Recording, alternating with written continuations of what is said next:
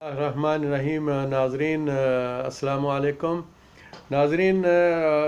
Supreme high court के chief justice गुलजार अहमद साहब ने जो एक बहुत बड़ा फ़ैसला दिया है, मैं समझता हूँ कि ये पाकिस्तान की 22 करोड़ आवाम के जज्बात का फ़ैसला है और हम इस चीज़ पे जनाब चीफ जस्टिस साहब का तहे दिल से शुक्रिया अदा करते हैं जिन्होंने इस करप्ट माफिया के ख़िलाफ़ अपनी कमर कस ली है और हुकूमत के साथ पाकिस्तान फ्री करप्शन बनाने के फेल में शामिल हो चुके हैं।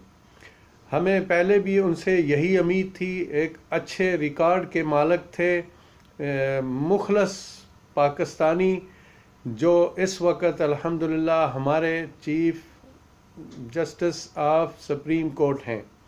हम उनका एक दफ़ा फिर शुक्रिया अदा करते हैं कि अब ये करप्ट माफिया के लिए इंशाअल्लाह ताला पाकिस्तान की सरजमीन को तंग कर दिया जाएगा। या तो ये लोग अपनी करप्शन को छोड़ देंगे, जो कुछ इन्होंने लूटा है वो पाकिस्तान और पाकिस्तान की आवाम के लिए वापस करेंगे।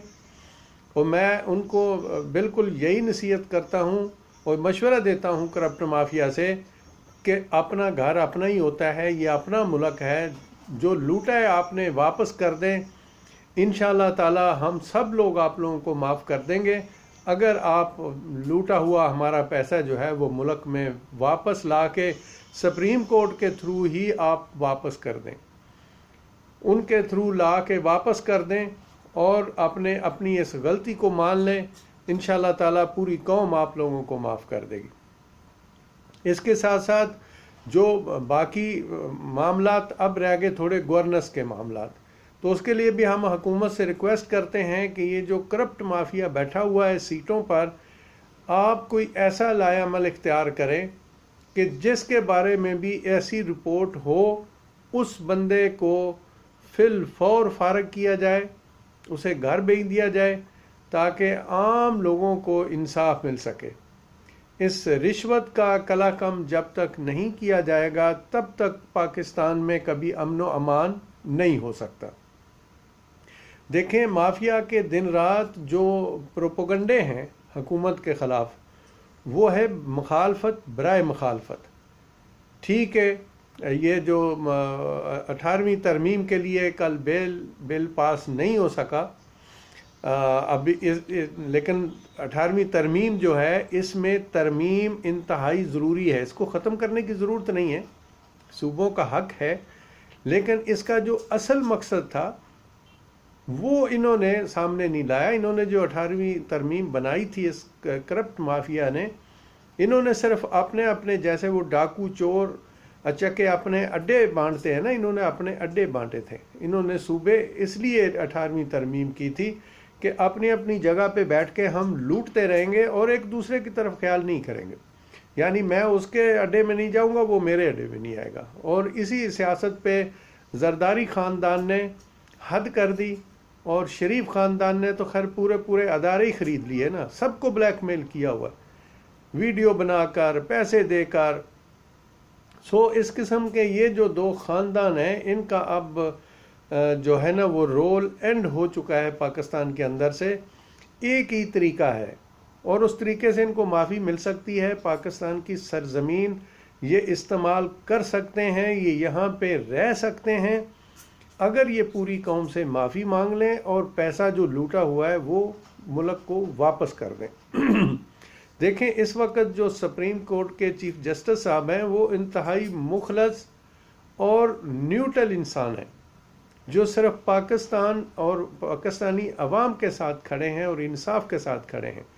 इंशाअल्लाह ताला हम इसी तरह उम्मीद करते हैं कि वो अपनी जो जुडिशरी है, इसके अंदर जो रिफॉर्म लाना ज़रूरी है, उस पर भी वो अमल इंशाअल्लाह ताला उस पर भी काम अपना जारी रखेंगे और उस पर काम अपना शुरू कर देंगे।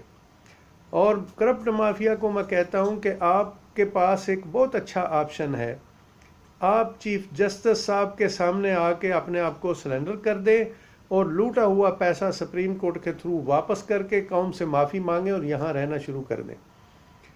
अगर आप लोग अपने आप को दुरुस्त कर लेंगे तो दोबारा से आप जो है वो हुकूमती मामलात में दाखिल हो सकते हैं, कोई इतना बड़ा मसला नहीं है। लेकिन ऐसा आप लोग करेंगे नहीं।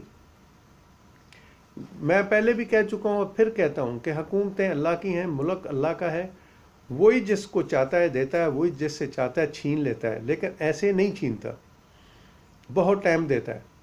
फिर जब वो छीनता है तो उसके पीछे एक कहानी होती है कि जब अल्लाह ताला किसी को इक़्तिदार सौंपता है तो वो देखता है कि मेरी बनाई हुई मखलूक के साथ ये साहिब इक़्तिदार क्या सलूक करते हैं। तो जो अल्लाह की बनाई हुई मखलूक के साथ गलत सलूक करता है उसको अल्लाह मियाँ जो है दुनिया में भी सज़ा देते हैं और आखिरत में भी उनकी सज़ा जो है वो मुकर्रर है अल्लाह की कलाम किताब करीम के मुताबिक। तो यहाँ दुनिया में भी उनको रुसवा होना पड़ता है। आज तक नहीं देखा कि पाकिस्तान में जिस शख्स ने भी इस मुल्क के साथ ज़्यादती और इस मुल्क की आवाम के साथ ज़्यादती करने की कोशिश की है, वो आज तक नहीं देखा कि वो बच सका हो, वो ज़रूर रसवा हुआ है। हमारी देखें हमारे जो लोग हैं, हमारी जो अवाम है, लोगों के अपने अपने नज़रियात हैं, लेकिन मैं ये कहता हूँ कि हमारे लोग इंतहाई मुखलस और इंतहाई सादा हैं। इनको ये इतने बेचारे हैं कि इनको हर तरफ से लूटा जाता है। कोई मज़हब के नाम पर इनको लूट रहा है, कोई मज़हब के नाम पे इस्तेमाल कर रहा है, कोई इनको रोटी कपड़े के नाम पे इस्तेमाल करता आ रहा है, कोई इनको करप्शन मकाओ के नाम से इस्तेमाल करना चाहता है। तो ये सब के सब जो हैं इस तरीके से कर रहे हैं।